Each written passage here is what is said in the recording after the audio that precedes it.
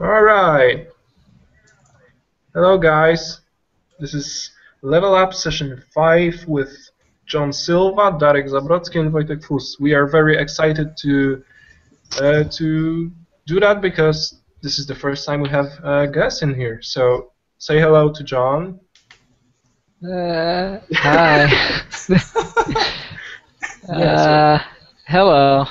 So maybe tell us a few words about you, and then we will just look over your work and maybe move over to critiques. Oh, okay. Hi. My name is John Silva. I'm Portuguese, and I like to paint. Fuck yes, that's And enough. somehow I think. I'm earning money about it. So Yeah, if you guys have any questions to John, just type them into chat in here. So we will try to answer them on the go. We are not trying to do that stream in a very like restricted manner. We just will go with the flow, talk and share some yeah, thoughts. yeah. Yeah. So John is doing awesome work. Like you can just check out his DeviantArt, johnsilva.deviantart.com. He's working for and have worked for Applebot, Gameloft, Fantasy Flight Games, Apple. I don't know what did you do for them, but it's That pretty was really awesome. old work. Yeah. But you have worked for them. So Yeah, like you like see, Impact of Gods and stuff like that. John is doing really detailed illustrations that are like candy for an eye. Like you see, this is the stuff that I really love Thanks, from man. John. Yeah, and you were doing I'll pay you that later. It's okay.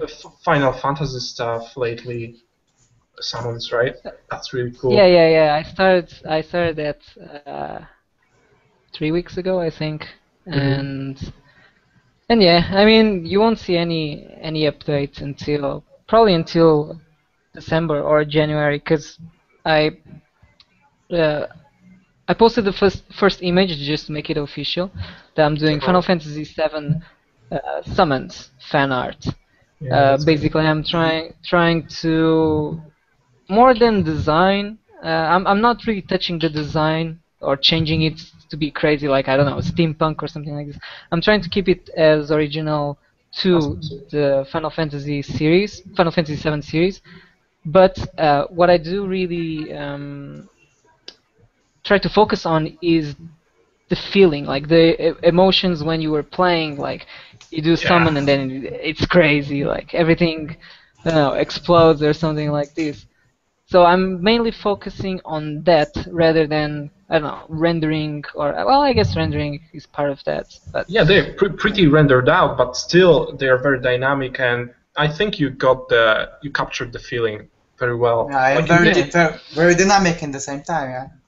yeah, So that's cool. So yeah, check thanks, out man. John's DeviantArt and follow him. Also, we can find him on Facebook with just his name. He's also Just posting John stuff there. Silva. Yeah, so that's our I mean, awesome there's guest a today. million John Silvas though. Uh, but if it's John Silva with, like, he looks like it's an illustration character portrait, then that's me. Yeah, that's cool. Yeah, All right, so I'm working on that, trying to kill all the other John Silvas, so it's just me. that's a you know I don't have that problem with my name because it's like freaking strange. It's like from Skyrim. So Yeah, if I just type in like fast into the search engine, there's like 5 in the entire world. So I'm pretty happy with that. But also I have a friend uh, whose name is Hemel Patel, which is like very popular name, and he's trying doing art and finding a domain or yeah, your web address that is free.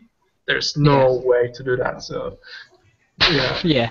It's kill pretty. all Yeah, John the more Silva. popular name you have, uh, Maybe follow not John popular, Silva but everywhere. like unique. Yeah. So Yeah. what you are working on now, John? Like, is it stuff for? Uh, I Right mean, your now, professional stuff. Yeah. yeah. Well, I'm working for Applebot, I also working for some other dudes, which is Applebot, but in China, kind of called Impact of Gods. Yeah, that's the piece you did for them. The last one. Yeah, I'm doing stuff for them, and I'm doing my own stuff. Final Fantasy series. I'm doing Yeah. tutorial as well, but Oh, more what of about? that later on. I don't want to give too much details about that.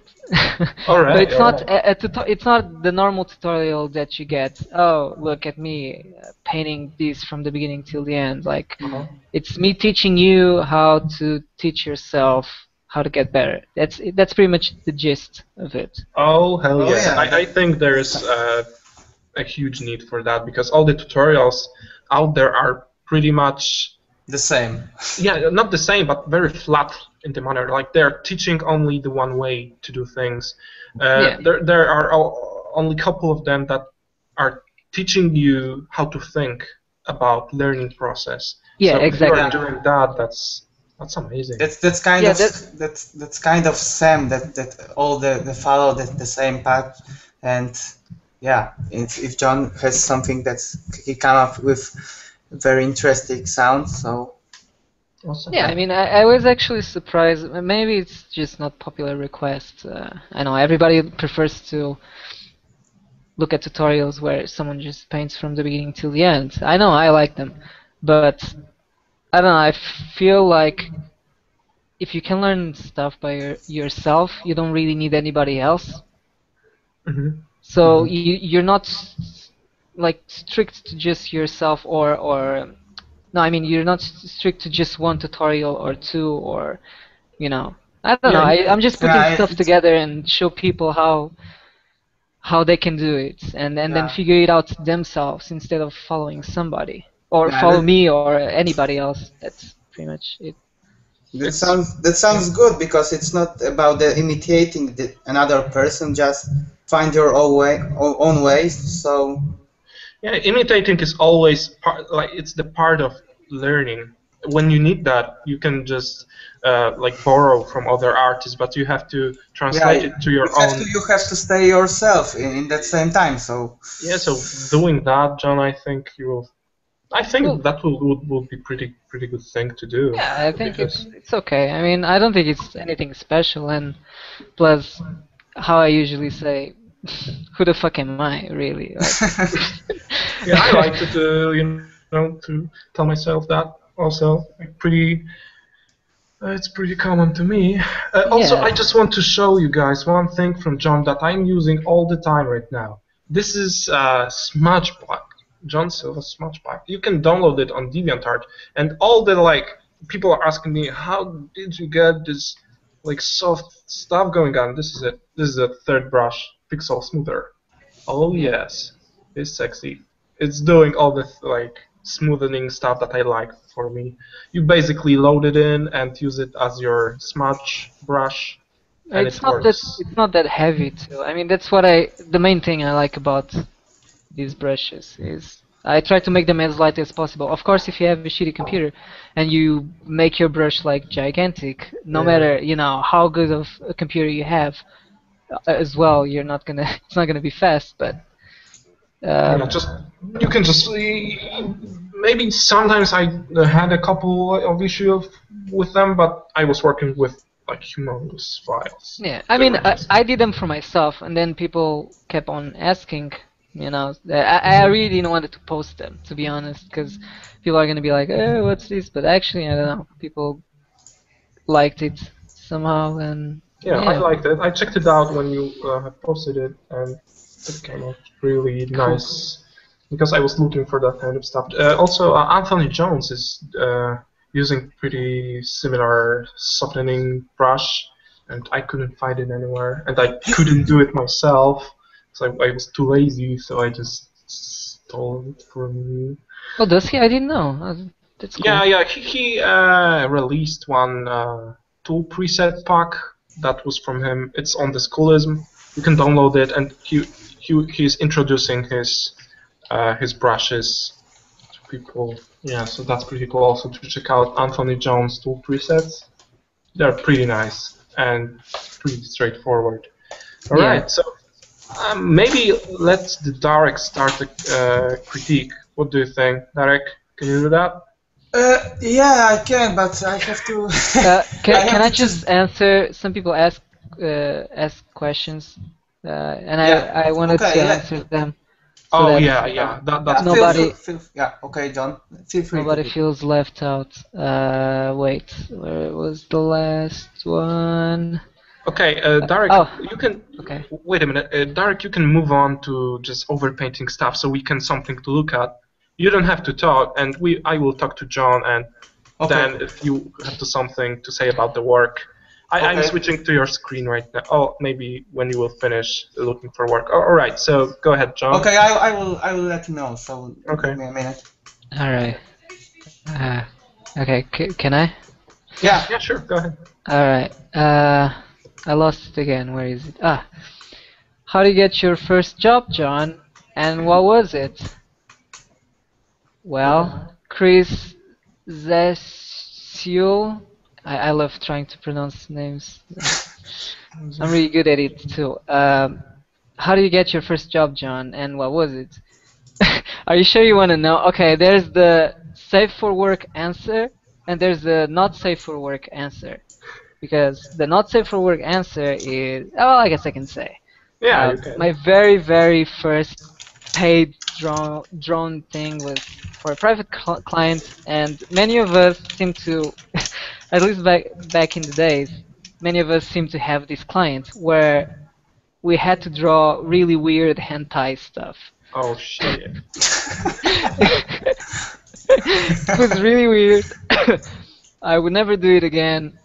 To the point where you had, I didn't do it. I rejected, but the guy asked me. The first time he just had like a mix of animal and a girl naked, which was fine.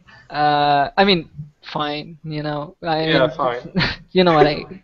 Yeah. But then it was like two girls. They were both pregnant and they were chained together, and they It had to be can be kissing. worse. Yeah. And they were like in this cage, and I don't know, too many details, and it was crazy. And I was getting paid $20. I did, I think, 2 images for him, and I said, no, no, not Fuck anymore. no. 20 and $50. Fuck no. That's Yeah. an intense start for a career. Yeah. But it's funny because a lot of us who are, you know, now making a living out of drawing, we had the same thing. Like, there was always this weird guy who asked. Maybe it was like a group asking for starting out people. I don't know. I really don't know what was it. It was really weird. But so yeah, well, there's that, and then there's the, you know, my first published commission kind of thing was for um no, wait, was it for Fantasy Flight Games, or was either for Fantasy Flight Games or it was for AEG? I think it stands for Aldrock Entertainment Group. Uh-huh. They're a card game company too. They do like Legend of the Five Rings. So when exactly was it? That was in beginning of 2010 or Okay. end of 2000. Yeah, beginning of 2010. The 2010 one was private, and then Uh-huh. at the end of 2010, then I got that kind of jobs. I still continue doing for at least a year and a half, almost 2 years. I still did like private stuff. In a mix with like indie companies and some of the published stuff, which funny enough, the indie companies were paying me much more than the companies. And I didn't have to wait forever. I was getting paid as soon as I was finishing. So that was my start. I could expand to that, but they didn't ask, so I'm not gonna. All right. So, Darek, can you start your overpainting? Yeah. Okay. I have switched to your screen. Yeah, okay. I just chose the work of Julian Robert. He just posted it in 10 November, and it's about a scary picture or some cemetery or so. So I will try to clean it out and make it more divided in the plans. So very nice idea, by the way. Sorry, John or Wojtek, can you just mute your speakers a I think bit? Maybe my it's like speaker that. is just Okay, Wojtek. too loud. Yeah, sorry for that. Oh, okay. Yeah, man. Yeah, I think it will be just few corrections, so you can just talk to each other Yeah. and just Yeah, because there's a lot of questions going on. yeah, exactly. So Yes, just do your thing. Your screen is go online, ahead, so and we will online. we'll come back to the painting as you go. Yeah. All right. So, Okay. John, have you spotted any other questions? Oh yeah, I was actually answering because I thought we were done with the questions. I was answering them on the chat. Someone asks, did Shangdong, which is it's really funny name, Shangdong, which is the Impact of Gods guys. Uh-huh. He's asking, John, did Shangdong contacted you for work or you contacted them? Fortunately enough, I don't have to do much contacting anymore. They contact me, so That's it's cool. So they, how did they find you? Through your portfolio, or did they you just got featured from another? The Shangdong, the Shangdong one, the guy contacted me through Facebook. I don't know where. I never asked, but I'm guessing it was through Facebook. So it's crazy how Facebook is becoming like really like this really big art community. man. I was just about to say that. It's crazy. Facebook thing is just like my main work thing. Like I'm getting a lot of stuff from it. Exactly. Like the best thing I can do. Like the it's DeviantArt, you can sell some prints there, but there's no real work coming from DeviantArt. CG Hub is more like that, more like cool, but Facebook is just crazy. You can still get work from. Yeah, you can still get work from DeviantArt, but usually it's the big guys who gets like the nice paid. Actually, Applebot found me through DeviantArt, but they contacted me through through email. They didn't contact me through DeviantArt. Yeah. Plus my DeviantArt, if you look at the hits or how many people saw my page or whatever, I think that's how you measure how popular your thing is. Mine is not popular at all. And still, it works. Yeah, I mean, I guess I was lucky. I don't think lucky. You're just super skilled. That's what. I mean, back in the days, maybe I was lucky. But anyway, yeah. What kind of Wacom tablets do you guys? Wacom, potato. Nobody cares. Yeah. Wacom tablet do you guys use again? I used Intuos 5. I used. Yeah, me too.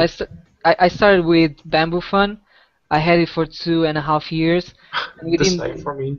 Yeah, in this last year I changed. I had the Intuos 4, but small, and it was still too small for me. I mean, I had the Bamboo Fun small. It was painful. Like it was hurting my hands so much because of how small it was. So I changed to Intuos 4 as soon as I could, which was like half bigger than the small one, and it was fine. But I decided that I still want a little bit bigger, but not the big one. I know the big one is like it's massive. Like you really need a big table. Large. Yeah, the large. Yeah, I have large, and right now I bought it 2 months ago because my Intuos 4 was broken, and I also had Intuos 4 large, and right now I would buy medium one. It's just too big for my desk. Yeah. I think the medium one is the most regular and the most comfortable for me. I don't know what for you guys, but I think that that's the coolest and comfortable in the same place. So I started with Graphier, Wacom Graphier. I don't know it was about 5 years ago, and it just broke down. So I thought that I can spend a bit more money, so decided to go to Intuos, and the third edition of Intuos I've been using for 4 years, and this is like immortal legendary. Exactly, yeah, and it still looks like the new one. Just the area is scratching in the center, but overall work is just great. So yeah, so welcome, right?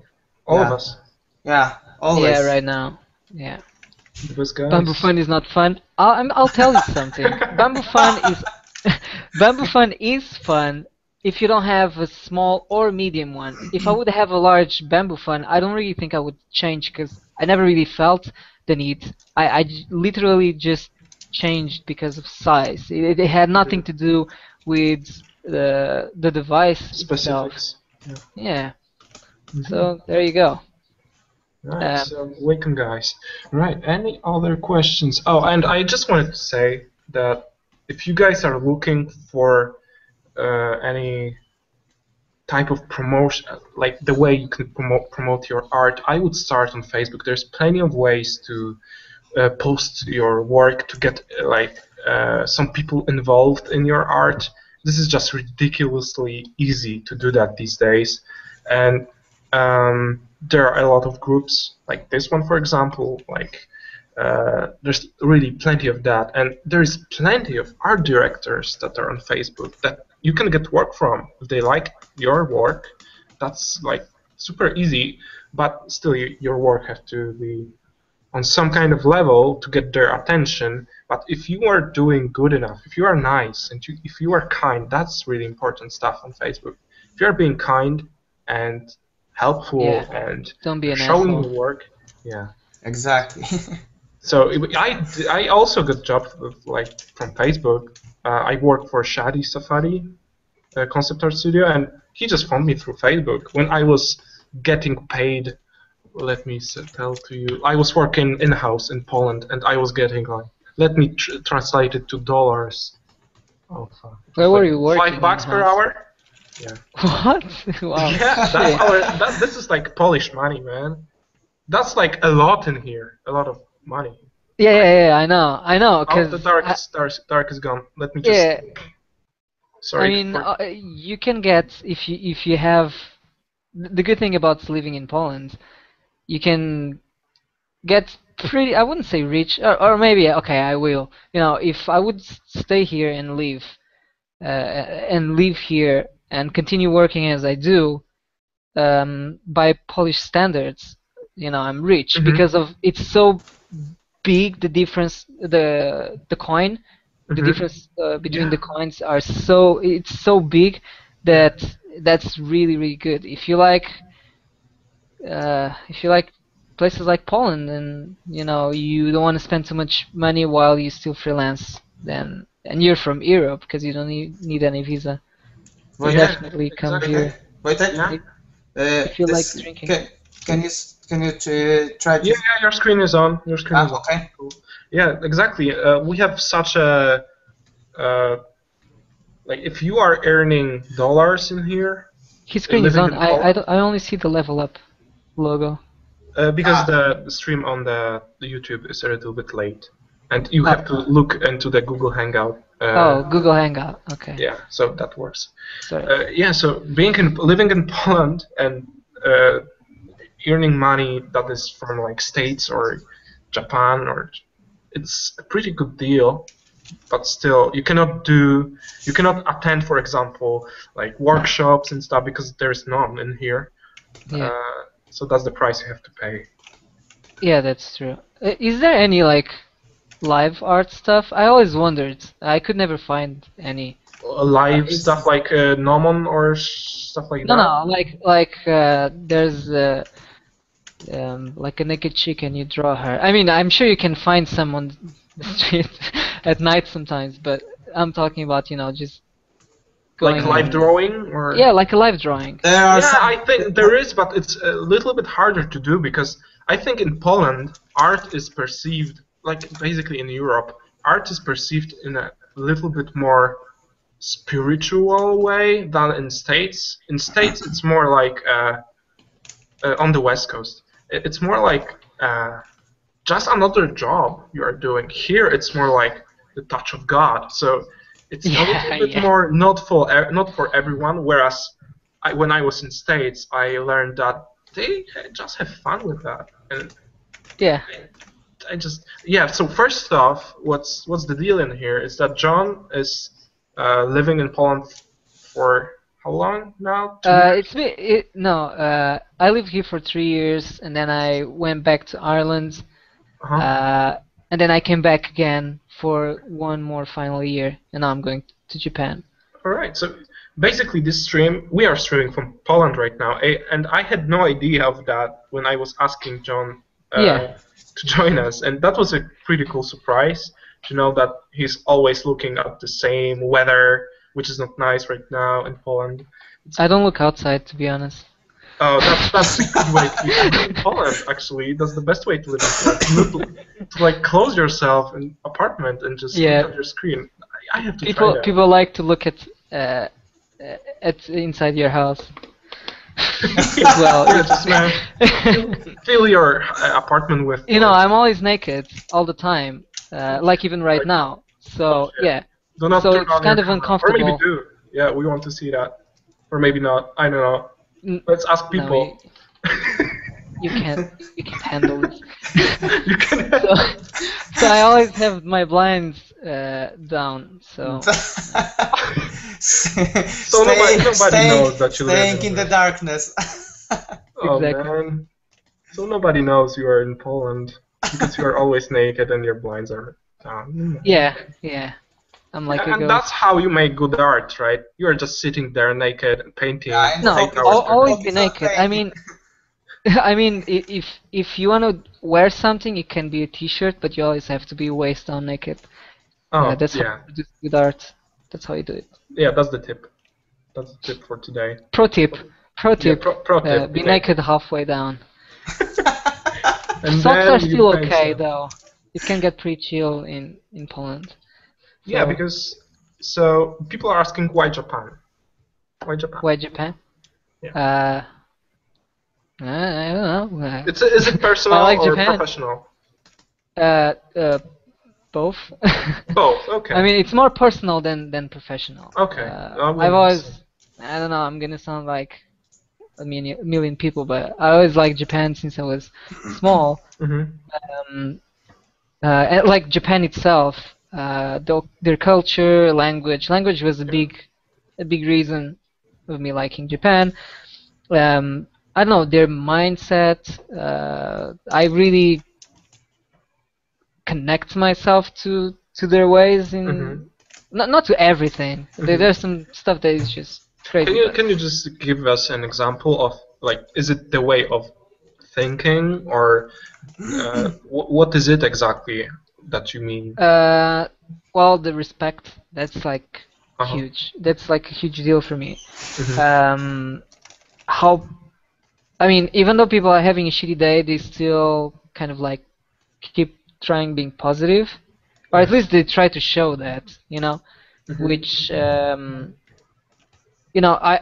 had an idea in my head before going to Japan that being around people in Japan was very positive, but when I went to Japan, I knew that it's exactly like that and much more. So I was really happy about that. It's much more different than in Poland, right? I don't know. Oh man, you cannot compare it. I'm sorry. Yeah, it's like I feel so down in here. I didn't know, because I was like living my whole life in Poland, and then I just flew over to States for a couple of months, and that basically changed my life. Because what were you doing in the States? I was learning at Watts Atelier for 3 months. You know this atelier? Oh, cool. Of course I do. Yeah. Yeah, so I've been there for 1 semester basically, because I just got visa for that much time, and I was learning to draw in the traditional media there for 3 months full time, and it was just amazing. I met so much people in there, and it was the coolest thing that I did, the best investment. in myself, and I want to come back and just do more. I hope. I hope to. So Yeah, I somehow hope, if you can, then. so I hope that my attitude will change too when I. Yeah, Darek is going to Comic-Con because he won some shit there, right? You won Yeah. like a prize. What have Oh, you? really? Yeah, it was Congrats, just man. an international contest of just Just- sending your private stuff for fantasy and science fiction subject, and I just sent out my Nazgul, and it just won in popular Just vote. won, you know, it just fucking won. Yeah. I didn't expect it. I didn't Cool. expect it that, but yeah. And after I just got know that I was the winner, I just got mailed from the owners of this contest, and they told me, "Hey, Darek, are you able to hang out to LA and to Long Beach and meet up in Comic Con, because we just set Yeah, up." man, no problem. Yeah, I'll be there tomorrow. And I was just shocked, and I thought, what the fuck? I've never flied, and I thought, I will not, I will, yeah. Did you have to pay to play for? Did you have to pay for the flights, or they The paid for everything? half ticket, and another half they just PayPal me the money, And and stay? yeah, and that's great because they proposed me to just stay with them, not the hotel, or the just accommodation in. Yeah, you could stay in a hotel, but Yeah, but they I also decided, proposed to yeah, stay with them. because but I decided to just stay with one of the owner of the contest, because he has the car, and we just can go on some trips around the Los Angeles, and yeah, I think it's gonna be amazing. So That's cool. Yeah, congrats, man. thanks. So I Takes, think it's that it can be just a once chance in your life. You have to just use. So I decided to exactly. go and check what will be next. So Yeah, that's cool. Yeah. There is some more question coming. John, do you think artists should apply for jobs even if clients are not asking for them, like they didn't announce on the website? What do you think? Yeah, absolutely. Yeah. Yeah, I mean, Basically. like mainly stay true to yourself, meaning that compare your work. I mean, I know people always say don't compare your work to professionals, but that's only when you're trying to get better and etc. But if you want to get work for someone, your portfolio gotta fit to their needs. So make sure that you're skilled enough and your basically the world in your portfolio fits what they're searching for. Because if you're drawing beautifully rendered My Little Pony characters and they're like super realistic, and you're gonna Super apply for realistic Wizards of the ponies. and you're gonna apply for Wizards of the Coast, they're definitely gonna say yes. No, I'm joking. Yeah, we do like ponies. You know, we are doing this new series with. Send let's send start them working ponies. with some ponies, and maybe. That's how you get work. But no, I'm joking, obviously. So you gotta do stuff that you gotta show them stuff that it fits their needs. Basically, you're showing yourself and say, hey, you need me in your team. Here's what I can give you, or here's what I can do better than most or something. So it is more about just submission, not just asking for work.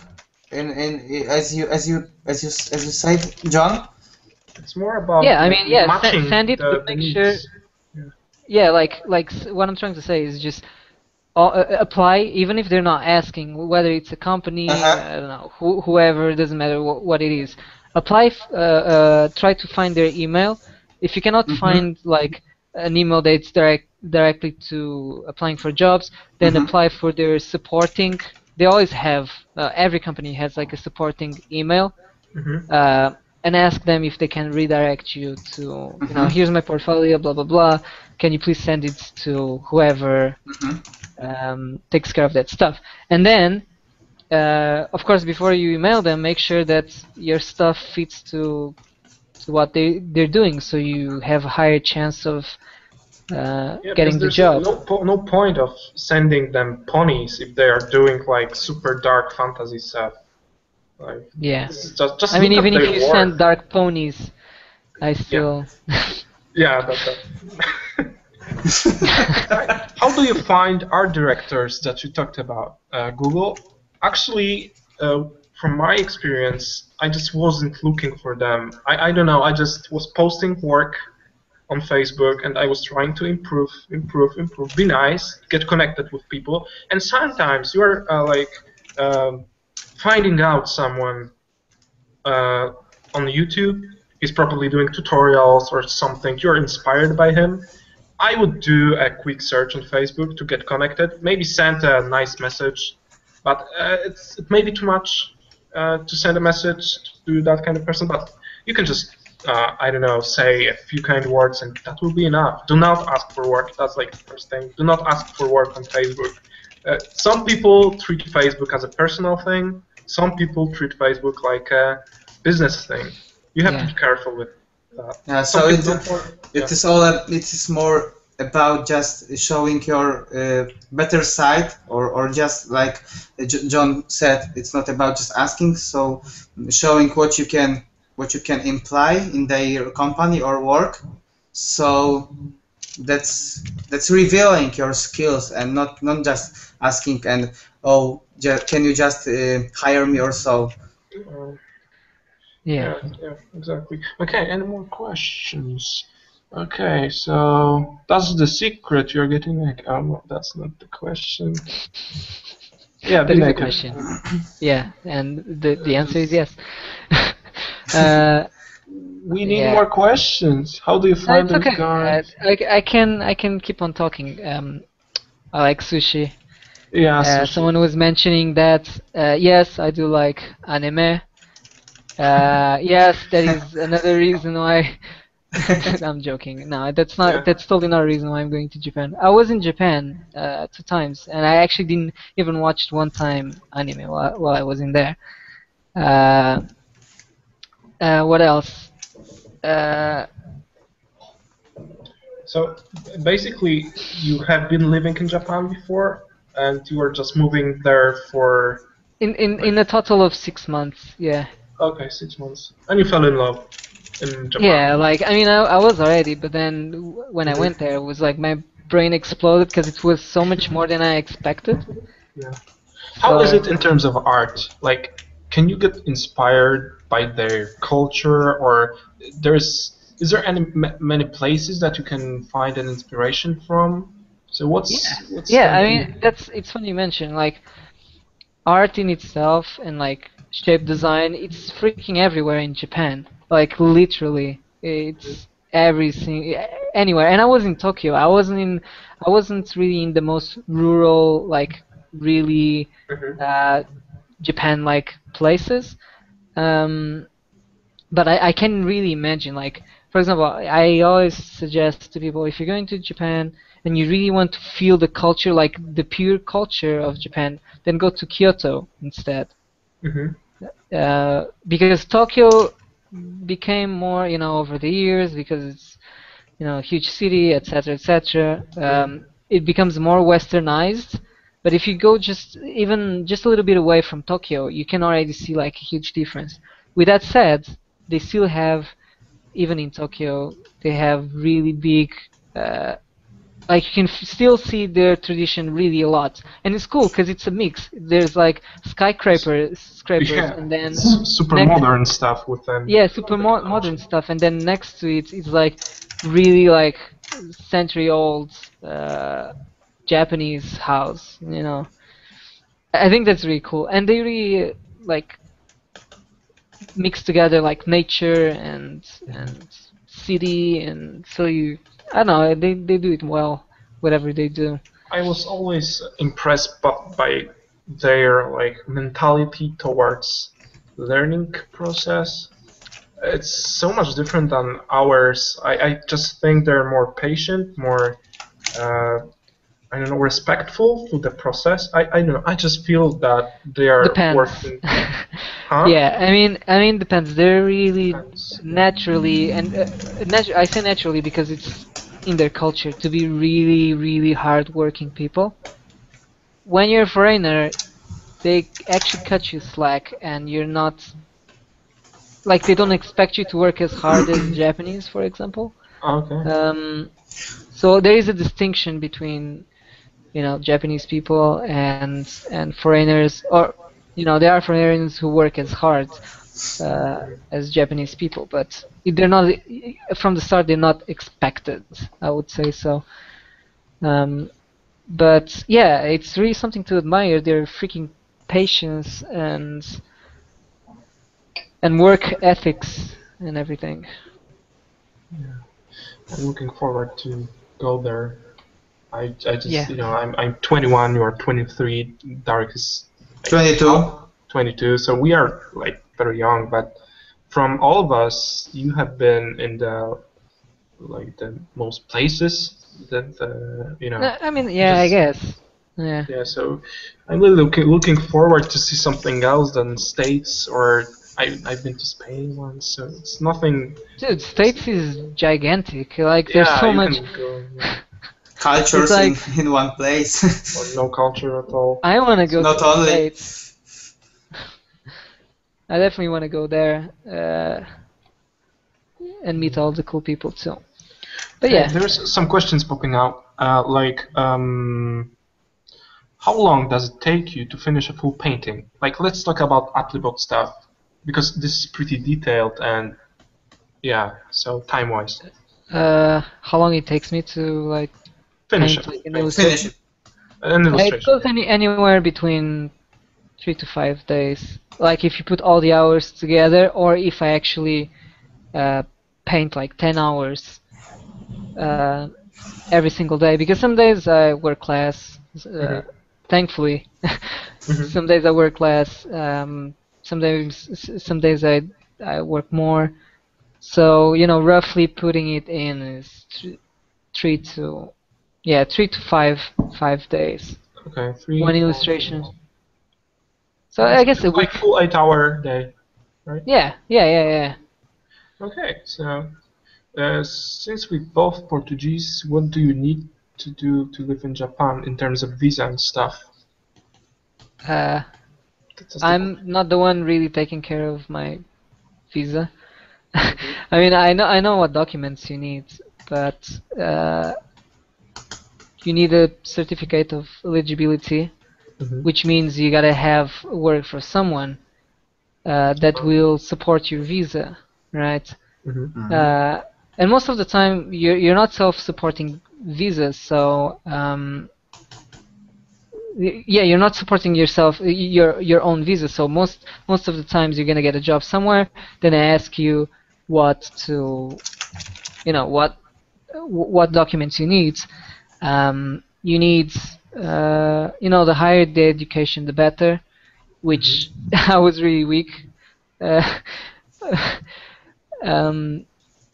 yeah, I basically have I almost don't have the minimal education.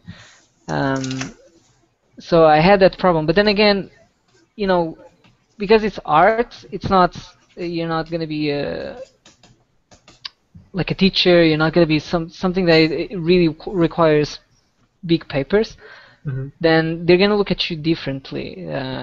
It's the same as being a photographer, pretty much.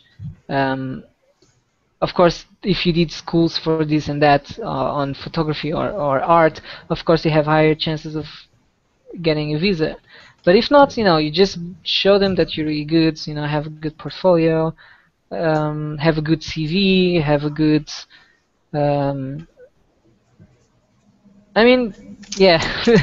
I don't know what else to say about that. They'll ask you for specific documents if they need to. Somebody asked about Darek's brush set. This is brush set from Matthias Verhasselt, so you can just type in his name and type in brushes, and that's Darek's set. Yeah, it's just a mix of Yamayurabaev and and Matthias Verhasselt with just few of Jamie Jones. The last the brushes, they imitate the normal stroke from traditional painting, and to just fulfill or complement my brush set, I just use few of my own. I don't know when just I made it, but it's very useful, and it is also some kind of the brush which try to imitate traditional strokes, so they are very painterly looking and very useful in the same way. So it's about just making custom shapes with filling some rock texture or the ground texture on. I will show you on some balancing with just contrast and the depth of how the texture is pop out in the brush, so you can just create the sense of paint itself. So yeah, that's it. All right. So There's a bunch of questions. yeah, go ahead. Pick one you like, and just go ahead. Okay, I'll just start from the top. Wait, full painting, little papers. Okay. Is it advisable to sell some works even if you do not have a professional website or a blog? Alright, here's the thing about selling your own stuff. And this is the reason why, even though people ask me if I'm selling prints or not, I'm still not going to. Or maybe I'm wrong, but I'm still going to say it anyway. For you to be able to sell something and actually make money out of it, you gotta have a fan base around you. How do you have a fan base around you? There's multiple ways of doing. Some people do what I'm doing, which is fan art of stuff. So you bring people that they're connected to an IP, and because they're connected to that IP, they're gonna like it's basically like fishing. You try to fish people out with something else apart from your work. Usually you can use your own work. There's many people who did it, but I don't think that's the easiest way as a person who's starting out. So use other people's IPs to attract attention. Do fan art, do this, like make something creative. I don't know, do something that people don't normally do. And if there's a bandwagon going on, do the opposite. When something is fashionable, do the opposite of that. Yeah, be unique, and that's. You always be in contrast. So this I'm just explaining maybe some ideas of how to get a fan base. Whenever you find out how to get a fan base and you start working towards that, and you do have 1,000 people, they would definitely buy whatever you're selling, or at least I'd say 500 people who definitely are gonna buy something from you. Then I would advise you to put prints out. But then again, who the fuck am I? Do whatever you want and see if it works. You are just that what Dave Raposa did with his. Yeah, the Ninja Turtles. He just proved more than anybody else, But then again, he had the skills to do it, right? Yeah, like he didn't do it before anything else. He felt ready. It was the same with. I had this idea of the Final Fantasy VII's for a year or a year and a half, or maybe even 2. Even people were making fun of it. When I posted the image, they were like, "Finally, you talked about it a few times for so long, but you never posted anything." So, but the main reason was because I had time. I just didn't felt ready. You will know yourself when you're ready, because you just know how skillful, if you're skillful enough to do something that will make people attached to you using someone else's IP. So yeah, build a fan base, however you want to do it. I don't know, post pictures of your nipples and bring people in and then Yeah, show them your... I'm in. I'm totally in Yeah. for that.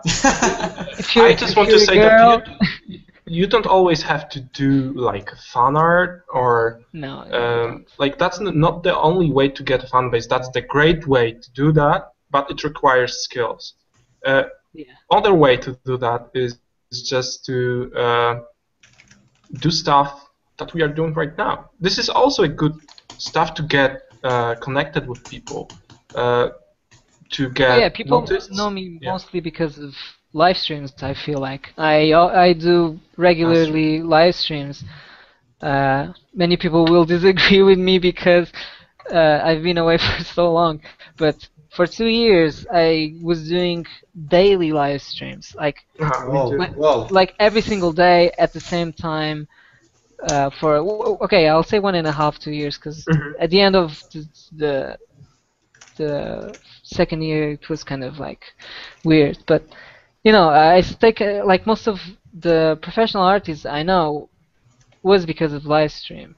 You know, it's one of the things where I look back to people who I talk with and talked with, and I'll be like, Jesus Christ, I don't even feel I'm talking to, for example, one of the craziest ones was talking to Kekai, you know, a few times. And it's crazy, like, once you get to know them, you forget who they are. Like, this kind of might sound rude, but I know Sickbrush, he's on the stream here. He's an awesome artist too. I talk with Dave Raposa on and off. You know, huge thanks to him, because he was basically the reason. Crimson Daggers, right? Yeah, for doing Crimson Daggers, because if it weren't for that, I would have way much harder than I would now. And that's what I try to do with my live streams too. Try to make it easier a little bit for people, and you know, just giving what was given to me. Yeah. Yeah, exactly. And I also felt like that with Darek, and we thought, yeah, we are not like masters or anything. We are not even like as good as people that we are looking at. But actually, I think we can help people that are starting out somehow. We just do a live stream thing together, and here we go. Yeah, we're just trying to go ahead and just forget like your ego and just do stuff for people. I think like the basic knowledge stays the same.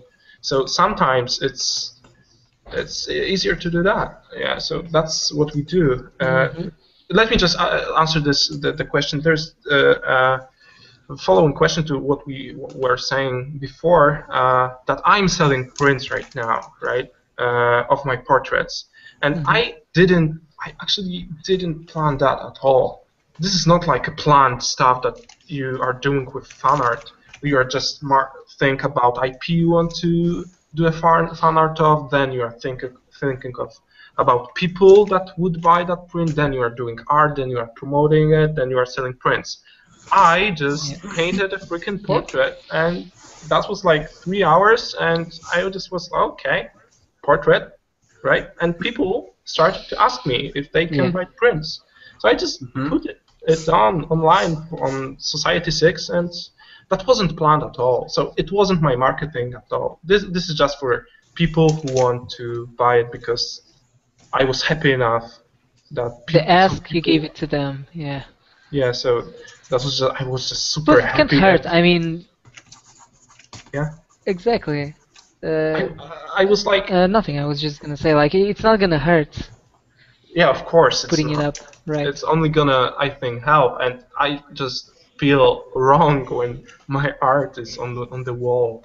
Like I just feel, oh God, damn, really? Yeah, it's pretty surreal. Oh yeah,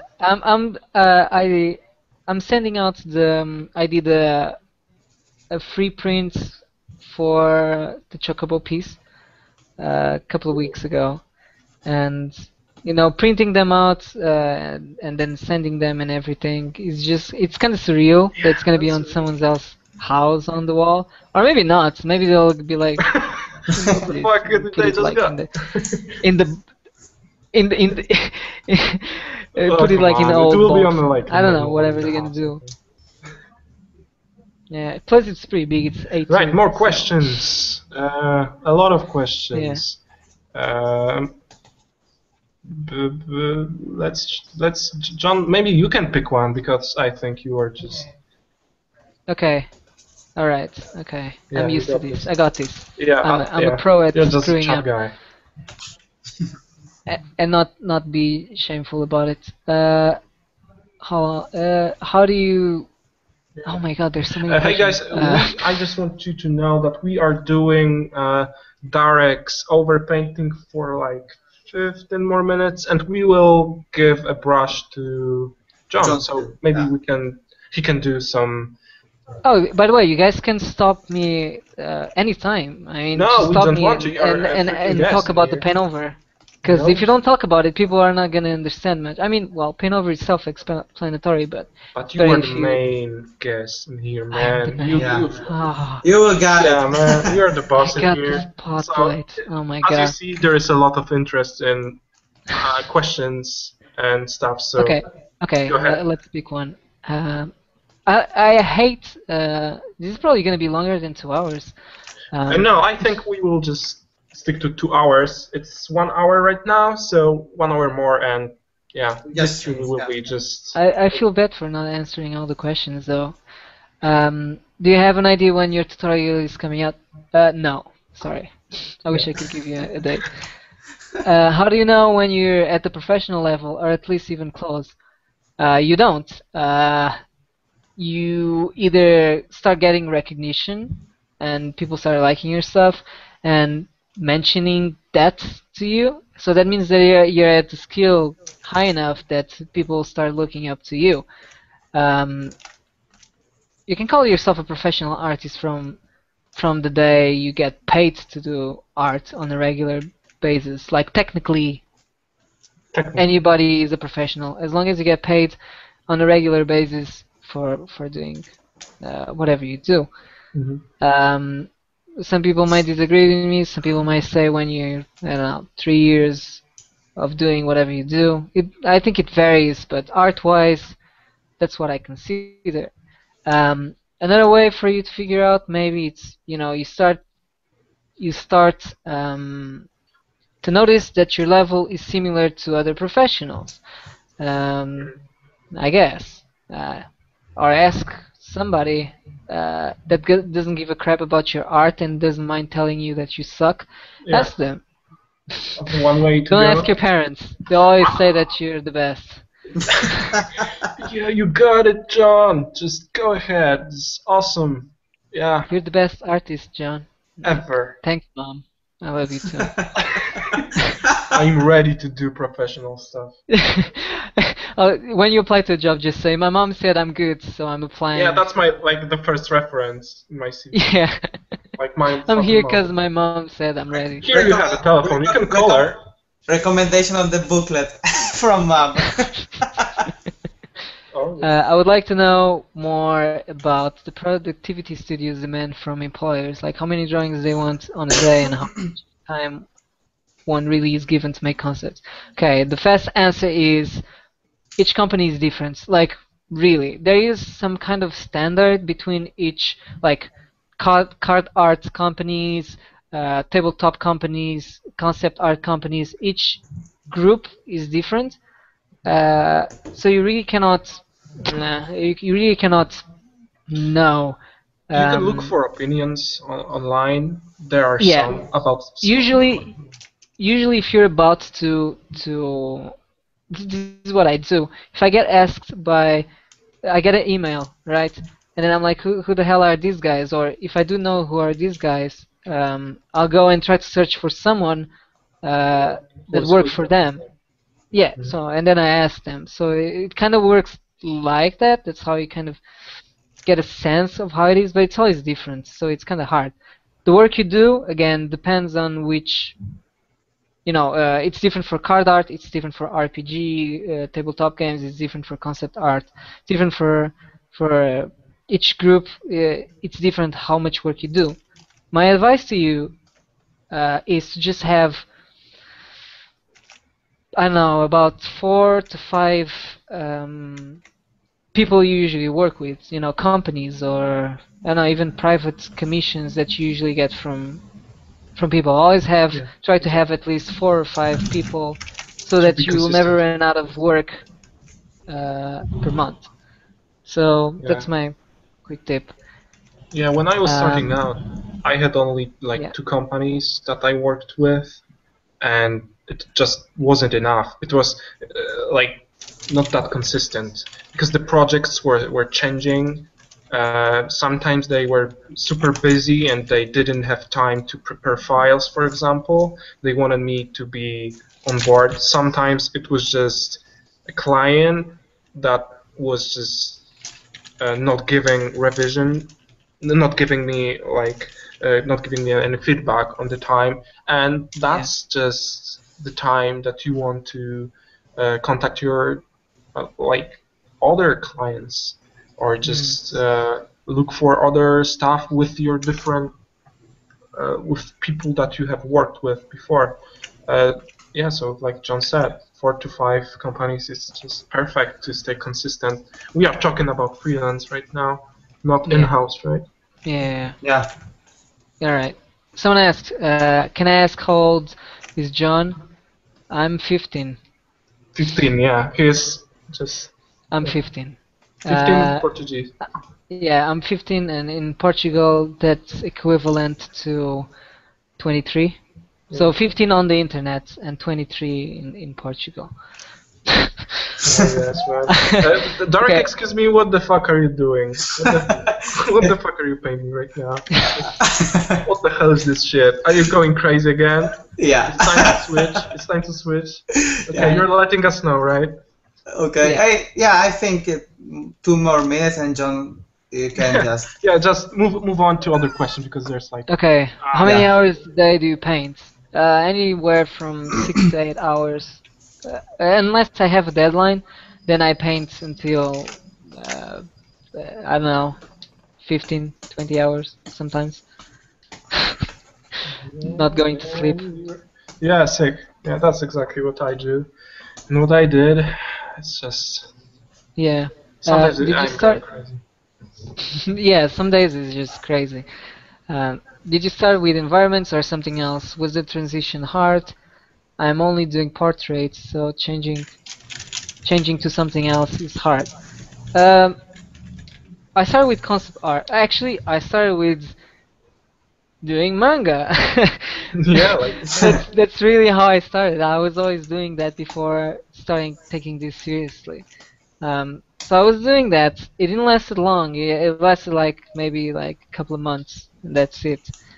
Then I started doing concept art, and I really loved concept art, and I really liked illustration. But the reason was because I didn't know how to illustrate. Yeah. It was exactly the same with painting. I hated painting. I loved drawing, but I hated like nobody's business. I really hated painting. But you know, I forced myself to learn how to paint, and now I think I prefer actually. So illustration than concept art. Yeah, I'm painting, and then illustration was exactly the same. I thought concept art was really the thing for me, but as soon as I started trying and getting better at illustration, I knew for sure that I prefer much more telling a story than designing a character. You know, that's just a personal preference. Was it hard to transition? Yes. It'll always it's something you guys gotta know from the get-go is whatever you start doing new, you're never gonna like it, because you don't know, you're just inexperienced about it. It's the same when you know, I was mainly doing characters and I hated doing landscapes because I didn't know how to do it. So you know, you start studying, you start getting better, you start tackling and doing landscapes, so you start liking to do them because you understand them. So you know, just know to yourself that you can like anything as long as you force yourself stick with it, and you force yourself to understand it. Once you understand it, I promise you, you're gonna love it, whatever it is. But yeah, it's never easy. Yeah, it was pretty the same for me. I'm not as like advanced as you are in terms of detailed illustration, and I'm still looking for a consistent workflow for me. And when I see professional illustrators doing their job, like from on tutorials or stuff, I just feel so peaceful about that, because it freaks me out that I only see an effect of their work when it's final. It's like the magic trick. It's just like bam, and it's awesome. But the way they do it, sometimes it's pretty not straightforward, but structured. So you have a structure for your work, and actually it is manageable. You can do that, but you have to practice, and it is achievable, but you have to master some stuff. You have to know how to compose. You have to know how to design. You have to know how the light works. And when you compile all that and put it all together in a certain order, you are getting an illustration. And when I discovered that, I was like, oh yeah, I can do that if I work hard enough. So that's really like cool thing for me to discover that this stuff is actually manageable, and it's not like superhuman.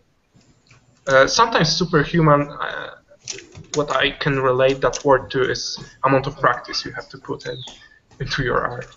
Yeah, So, actually, um, I'm more impressed by somebody's what do you call it? Like by somebody's hard work and how much time they put into getting better than actually sometimes the piece itself. yeah. I don't know. There's something romantic about it, I guess. Yeah, that I working like. hard, right? Yeah, exactly. Exactly. Then don't stay in the comfort zone. It's the worst one, I guess.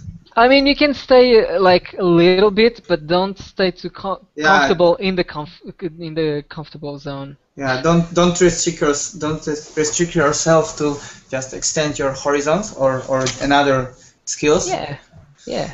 But some time ago, I was really doing an opposite.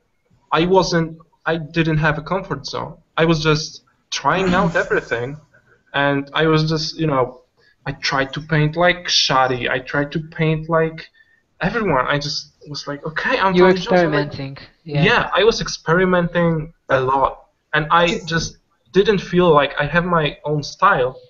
And actually, when I forgot about it, I just started to learned all that stuff. It just soaked into me somewhere, and then it was just coming out slowly. Just when I just forgot about all that technical stuff and started to do my own thing, it was just coming out in my work. But Wojtek, it's just the way of learning too. When you are experimenting and working like someone else and just trying to get as much as you can from others and put into yourself and your style, just merging the styles. So yeah, that's cool too. There are traps in the both worlds. Like you can be obsessive about finding a new ways, or you can be obsessive about doing one thing. Yeah, so exactly. You have to find a balance between doing your experimenting and looking for different ways, and actually doing good work with your comfort stuff. Yeah, two more questions, and we will move to your overpaint. Okay? Sure. Yeah. I think. Sorry, John. I think I'm just finished, and we can you can just answer the questions, John, and after that we will switch to your screen. So yeah. Yeah. Sure. I mean, I honestly, since this is the first time you guys have a guest, we should extend it. I'm okay with being like 1 more hour, so maybe you can do 3 hours. I feel bad for not answering to most of the questions and not doing panel. Maybe you didn't know you are that popular, huh? I don't think I am. It's just, but You are. you're making me shy. I don't know what to Oh, say. you are blushing. Okay, you're naked and you are blushing. I'm naked, blushing, and everything. Oh Okay. shit. Oh shit. Move on. Let's see. Someone asked, John, Derek, and Wojtek, can you three give us tip on how to stop over detailing? I can make it very easy to you. Stop over detailing. I would say think what you want, what the picture is about, and place like a fucking circle, small circle over your work, and just place it there when where the story is told. Like, what do you want people to look at first? And this is the area that have to be detailed out to Yeah. to get an attention. Of course, it varies because you can get a feedback from your client, like, you know, everything should be detailed, so fuck you. Yeah, so sometimes it's different, but Yeah. when I'm doing my own stuff, I use a lot of Lost Edge, and maybe I do it too much because I'm using it also to hide what I do not know. So it's basically the tool to hide Yeah. my own, in like the skills I do Yeah. not possess yet, but I hope I will. So maybe my works will be a little bit sharper. So To answer that, I was joking. I mean, I wasn't, but I was at the same time. The way to stop over detailing is just over detail. But what that really means is start with big shapes and work your way from big shapes To using tiny a big, ones. use big brushes. Force yourself to not go like 1 pixel brush or 5 pixel brushes or anything. Like, set yourself a brush size enough so that no matter what you do, you cannot really detail. It's super hard. So, and you go smaller and smaller until a certain point where you think that it looks good. If I would start over detail, if I would continue going smaller, then it would just be freaking over detail. For something to not be over detail, there needs to be balance. Something can be over detailed and something can be just like a wash, like everything is just, I don't know, looks like a wash of something. So it needs to be balanced. Some areas of focus are detailed, but other areas that are not Are in the losing focus, a bit, yeah. yeah, are looser, are more simpler. There's not so much smaller shapes inside the bigger shapes. That's really what it is. Details is smaller shapes inside of bigger shapes. And that's pretty much it. And like practice. Yeah, John. Yeah. As you told that it's all about the balance. I used to just exaggerate with tiny strokes, like every one single hair. I just was freaking doing it, and after I zoom out my work, it looks very shitty. So if you try to understand what is just a whole of the picture and how to depict in big shapes, you just don't need to put very tiny ones. You can also use big brush with some texture or so to imitate the details. So as you said, it's not about just a small tiny stroke. It's about overallity and big shapes to put into the tiniest in the last final stages. But to just keep it balanced, you have to stay with some focal points, and after that another things can be just loosey and speed paint alike, and it will just give an exact effect when someone is looking at it, and stay on the area what you wanted to emphasize. So that's the way. Another question. Wojtek, let's make just screen switch to maybe John. can Okay. just. I need to pick an image, right? Okay. Yeah, Okay. just pick an image. I'm just looking through your art right now on DeviantArt and just showing it to people. So Okay. pick an I image. found a good one. Yeah, you found it? I found a good one. Yeah. All right. It's time. It's time to start. It's time to start. Oh, he was kicked, I think. John was kicked by. Oh no. But he will Yeah, be back. I hope he knows that he was kicked. Let me just write to him. Did you send him link? Hey man. Wojtek? Just. Okay, here. There you go. Hello? Hello? You're I there. need to show my screen. Yeah, sure. No worries. Yeah, as you said, I got kicked. Okay. Okay, so we are just turning off for a minute, and I will be back in just a minute to talk more. So the show is yours. Oh, so I do the paint over now? Yeah, you can do a paint over, or you can just, your screen is shared. Okay, I'll focus a little bit on the paint over and talk about some stuff. Okay, why I chose these images first is because this was by Fong Xiong. He said I had a bad eye for lighting, any help would really help. I'd say more than lighting, you're really missing fundamentals. And what I mean by that is no amount of lighting is going to help your drawing. So that's what you should focus first.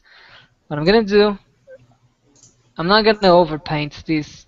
I'm going to show you what you could have done knowing some fundamentals using that image. Or maybe actually, alright. Actually, changed my mind. Let me break it down. Okay, first of all, I gotta divide. Okay, let's say you do fundamental gestures, right? What do you look for in the gestures? It's movement, balance. That's pretty much it. Hold on. All right. So it's gonna be a little hard, but so yeah. First thing you gotta know is I don't know how to talk, and if you know how to talk and paint at the same time, then you're better than me. That's the hard thing, right? Yeah. Even though I've done so many freaking live streams, it's still the same. You okay, can be silent, of course, for a while. It doesn't hurt. Yeah, so let's say you take this, take the head out, so you can still see what's underneath, and you redo it. Maybe practice some gesture or what do you call it? This is where the bad side of me comes. I'm really not good for critiquing because I don't know half of the words, how to explain stuff. But look at Loomis, for example. That's what I mean, and how he builds a character. So, all right. So let's say you're just using line art, and you first try to construct your learn a method or a few methods of how to build a figure. I really like Loomis because I think it's the easiest to understand. So let's see, and you use basic shapes. So all you use is circles. You can use triangles, squares, rectangles, and then any mix of those will do. And that's what really the fundamentals are about when you're building anything, really. So, okay, so she has you look for balance, right? You start with figure drawing, so you try to find a nice flow. So shoulders, I'm gonna change a bit. I'm gonna make it a little bit more dynamic. So the shoulders can go up. So shoulders go this way. Let me make it with red. So shoulders go like that. And then the hip can go. This is just, it's a common, I think, common way of doing things, of doing gesture. So you go that way, and then you start building in the blocks, right? That's what I'm gonna do.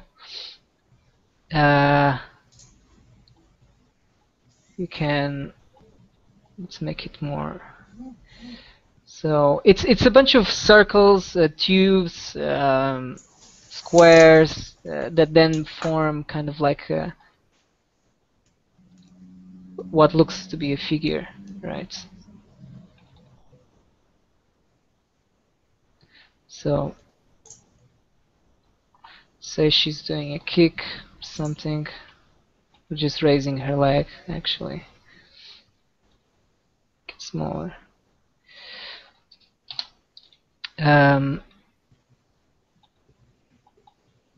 We're not really looking for proportions here. We're just trying to go with the flow of the body. So my advice to you when doing fundamentals is take step by step. Don't go. Don't try to do everything at once. So exactly what I'm doing. First try to build a figure. After you're done building a figure.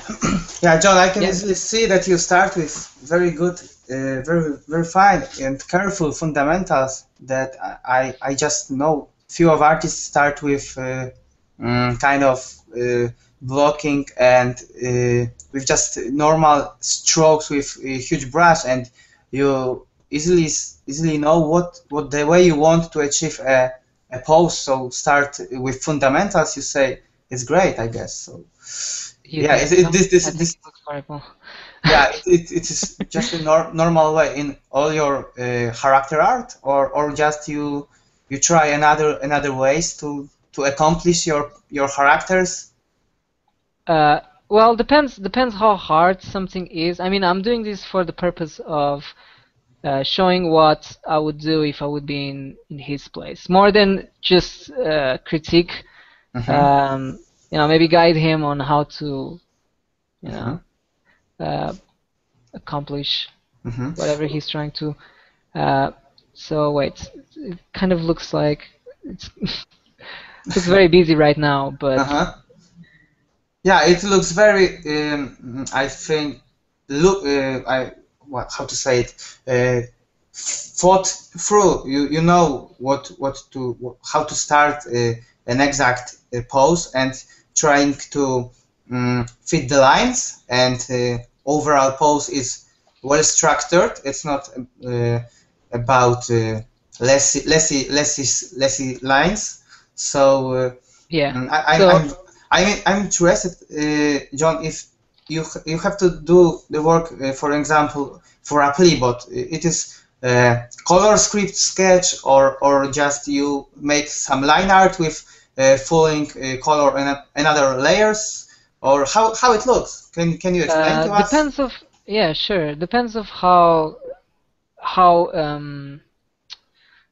I can't get how right. complex the illustration is. how complex an image is. That's the first thing. If it's just for example, what I'm doing right now, then I would most likely use like blobs of paint. I would start with a rough line art, but then quickly go over with blobs of paint on top and start adding color along with light. Again, if this would be lit in a very complex way, then I would start with values first only, and then color it using color layers. But yeah, I try not to go crazy with the lights. I try to be as simplistic as possible. Yeah, it's about just for example, for color scripts, it's about just subdued hues, and you are adding the colors after you are working on the details, or you have the image in your head and trying to express it on the canvas in the time normal time. So Yeah. how it works for you, because I am very impatient, and when I have to do complex work, I just had a few commissions from my client Isotox, and working for them for their promo arts. It's about just making huge pictures, huge for me, because it's a lot of characters, and the scene is can be overwhelmed. It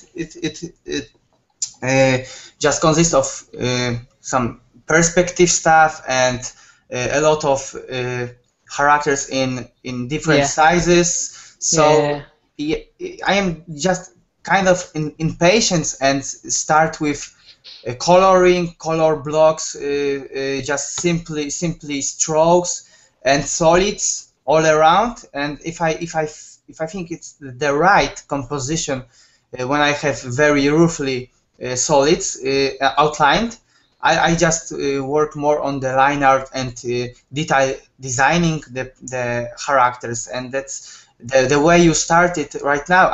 It's just opposite to I think I'm not that patient to just sketch it out and outline every single things, and I know exactly what you mean. Yeah. So my advice to you would be try to be patient, because the more complex an image is, the more preparation and it needs a stronger base it needs, right? So that's what I would advise to anybody, really. Like, try to simplify it as much as possible. You know, pretty much what I'm doing here is just I'm simplifying shapes. So what I would do, you know, let's say this is a gesture and you like it, which I don't, but let's say you like it, and you can do two things. You can start dressing her up, right? So at this stage you're just designing with the gesture. So let me look at your character here. Okay, it has like huge shoulder pads, like WoW or something. World of the Warcraft inspired Chun-Li. So you know, you start with on a different layer. You just start dressing the character. I think it also depends on personality in all that issue regarding just outlining, and as you said, to be patient. The art itself needs you to always learn a new thing. Like, for example, as you told, the patience. So it teaches you all that stuff to put together and become better artists, I guess. So yeah. So I don't know. I'm not really thinking about a design. I'm just showing an example here. But try, when you know, if she's a martial artist, she's not gonna be. I'm doing your design, Fong. Yeah. Fong. I'm doing your design, but honestly speaking, she seems to be like a martial artist type of, you know, Chun-Li character. I wouldn't give her like anything heavy. She needs to move around. She can have armor, but very light. Maybe in just you know, just like very thin shoulder plates or on the arms. But honestly speaking, you know, it has to be very thin, and you have to choose a material that people know it's light. On yours, there's chains, there's all that kind of stuff. I would remove all of that. I'm not gonna redesign it for you, but you know, I'll just show you how the process of how I would take this. And so it is also about the thinking about that stuff. You are just mentioned how to wear the character, and if it is usable or useful to look like this, and just carry that heavy armor or so. Some arts are exaggerated in that way, so I don't know what to do as example, but a lot of epic stuff from, for for instance, World of Warcraft, or that that university looks pretty amazing, but if you just think more about just using or useful of that armors, you can easily think, what the hell, how they can carry it and all that stuff. So if it works in life, the better, I think. But of course, with that said, you can make up stuff like crazy stuff like of course. other companies.